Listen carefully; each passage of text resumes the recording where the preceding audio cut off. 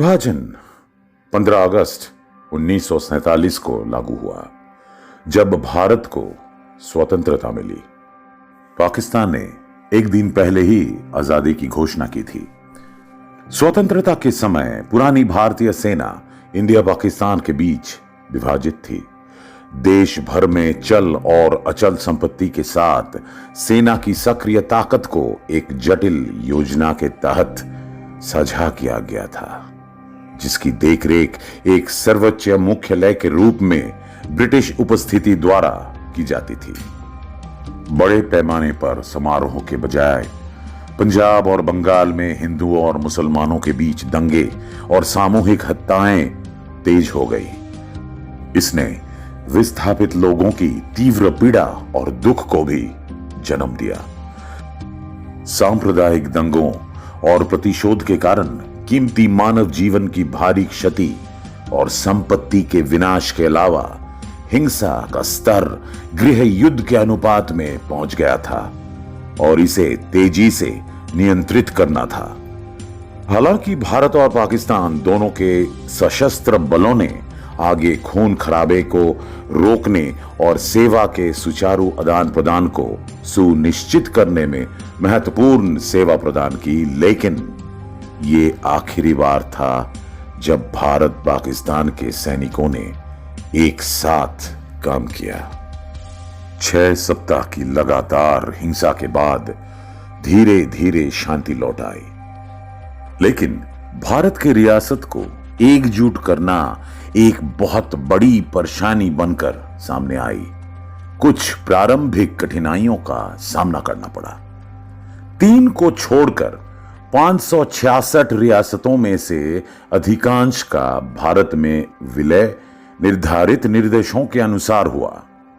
3 परेशानी वाले राज्य जूनागढ़ अब गुजरात में, हैदराबाद अब आंध्र प्रदेश में और जम्मू और कश्मीर थे।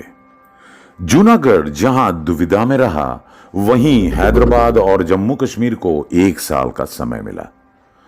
आंतरिक संघर्ष को शांत करने और सुचारू विलय की सुविधा के लिए भारतीय सेना और पुलिस बलों को जूनागढ़ और बाद में हैदराबाद में नियोजित करना पड़ा। कश्मीर के पैक्ट पे साइन करने से पहले ही पाकिस्तान ने अक्टूबर 1947 में कब्जा करने के इरादे से कश्मीर पर हमला कर दिया। भारत के साथ घोषित युद्ध छेड़ने के लिए पाकिस्तानी सेना जल्द ही कश्मीर में घुस गई। राज्य पर कब्जा करने के लिए पाकिस्तान द्वारा नियोजित रणनीति सरल थी। पाकिस्तानी सेना तेजी से आगे बढ़ रही थी। वह कश्मीर से महज 50 किलोमीटर के दूर पर थी। जम्मू और कश्मीर में स्थापित सेना में श्रीनगर में एक सेना मुख्यालय और 4 ब्रिगेड शामिल थे। सेना मुख्यालय का नेतृत्व जम्मू कश्मीर राज्य बल के chief of staff brigadier Rajendra Singh ने किया था। कश्मीर में 4 ब्रिगेड थे: Jammu brigade, Kashmir brigade, Mirpur brigade और पूंछ ब्रिगेड थे। इन 4 ब्रिगेडों के बीच केवल 8 ही पैदल सेना बटालियन थी। स्टेट फोर्स के पास कोई आर्टिलरी और आर्मर नहीं था। इस छोटे से बल को 500 किलोमीटर की देखभाल करने की जिम्मेदारी दी गई थी। जब पाकिस्तानी सेना श्रीनगर की उपनगर बड़गांव पहुंचे, तब कश्मीर के महाराजा ने विलय के दस्तावेज पर हस्ताक्षर किए और भारत की सैन्य सहायता के लिए बोली लगाई। भारतीय सशस्त्र बलों ने इस अधिनियम के तुरंत बाद एक्शन में आ गई। पैराट्रूपर्स और एक पैदल सेना बटालियन 1 सिख को श्रीनगर भेजा गया।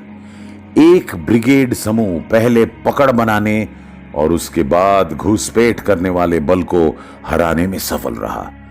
पठानकोट से श्रीनगर तक सप्लाई चेन को बनाया गया।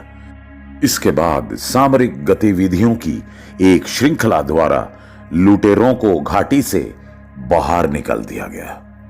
मुजफ्फराबाद की ओर बढ़ते हुए मई 1948 तक भारतीय सेना पाकिस्तानी नियमित सैनिकों के खिलाफ आजाद कश्मीर बटालियनों के साथ एक निकाय के रूप में सामने आई, खासकर उरी और तितवाल के पश्चिम में। तब पाकिस्तानियों ने अपने कबायली समूहों को नियमित के साथ प्रतिबंध किया था। जम्मू क्षेत्र में पूंछ की चौकी घेराबंदी में रही। जम्मू प्रांत के मुख्य हिस्सों और पाकिस्तानी उपस्थिति की घाटी से छुटकारा पाने में 1 वर्ष से अधिक समय लगा। इस अभियान में कुल 80,000 से अधिक सैनिकों की जरूरत पड़ी थी, जिसमें उन्होंने बेहद बहादुरी से लड़ा।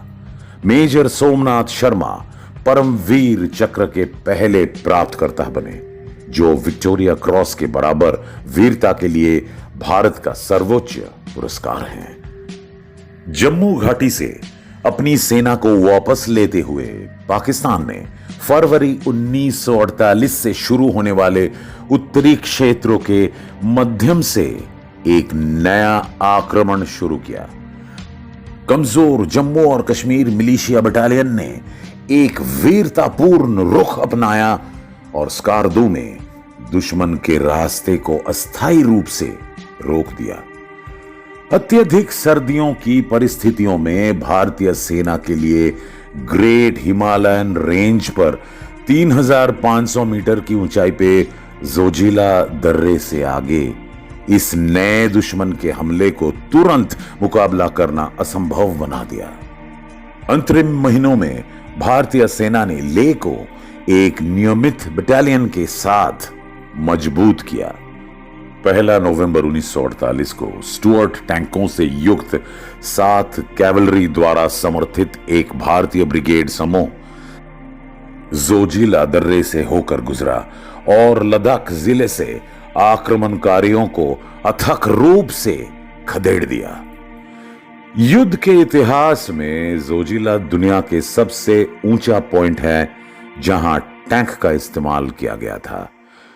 घेराबंदी के पूरे 1 साल बाद 23 नवंबर 1948 को पूंछ को घेराबंदी से राहत मिली और राज्यों के कुछ प्रमुख हिस्सों पर भारतीय सेना द्वारा एक मजबूत पकड़ स्थापित की गई थी। इससे पहले कि पाकिस्तान के कब्जे वाले शेष क्षेत्रों को भारतीय सैनिकों द्वारा मुक्त किया जा सके, 1 जनवरी 1949 को युद्ध विराम लागू हुआ। 14 महीने तक चली कड़वी लड़ाई के बाद संयुक्त राष्ट्र की मध्यस्थता असहज स्थिति पैदा कर दी। संयुक्त राष्ट्र के पर्यवेक्षण के तहत भारत द्वारा जमीन की वास्तविक पकड़ के आधार पर एक समझौता संघर्ष विराम रेखा तैयार की गई थी। इन्हीं समझौते के कारण भारत पाकिस्तान में भविष्य में फिर से युद्ध हुई। ये युद्ध अपने राजनीतिक पतन के साथ साथ भारतीय सेना और पूरे देश के लिए बहुत महत्व रखता है। राज्य का विलय के बावजूद कश्मीर का एक हिस्सा पाकिस्तान अधिकृत कश्मीर के रूप में जाना जाने वाला पाकिस्तान के अवैध नियंत्रण में बना हुआ है और ये तब से भारत के लिए एक विवादास्पद मुद्दा बना हुआ है। इसके अलावा कश्मीर युद्ध ने भारतीय सेना को बर्फ और अत्यधिक ठंड की स्थिति के बीच ऊंचाई वाले अभियानों का पहला अनुभव दिया। तो आज के वीडियो में बस इतना ही दोस्तों। इस तरह के वीडियो के लिए आप हमारे चैनल एनिग्मा अनटोल्ड को जरूर लाइक, शेयर और सब्सक्राइब कीजिएगा। धन्यवाद।